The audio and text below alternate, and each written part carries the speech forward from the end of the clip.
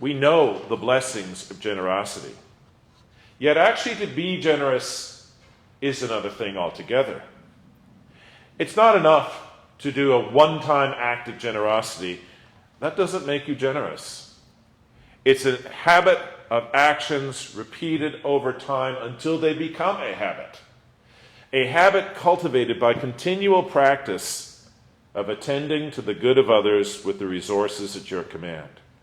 It's by the practice of generosity that we become generous people capable of the radical generosity the gospel asks for.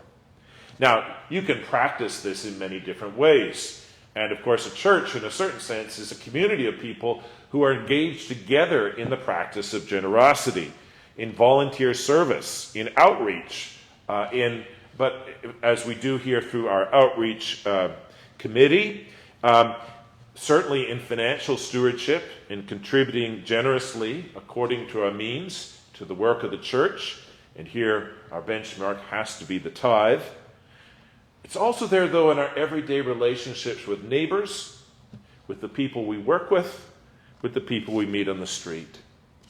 Do we respond to them with an openness of heart, or do we treat them merely as annoyances or irrelevances? God has put them in our way that we may learn from that encounter, however limited, the practice of generosity. That's how we become generous. The question, of course, is, are you ready to do that? It's a decision that may well require us to confront some deep questions about ourselves and our lives and what gives them meaning and purpose, what we cling to and what we're willing to surrender. Where do we look to meet our deepest needs? Is it to the world?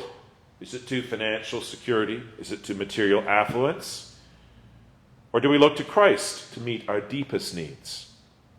And if indeed we look to Christ to meet our deepest needs, how will that express itself in our lives? How will that change our lives? How will it change the choices we make about the way we use the time and energy and money that we've been given?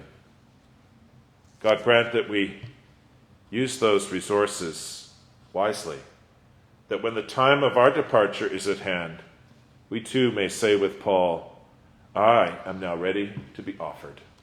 Amen.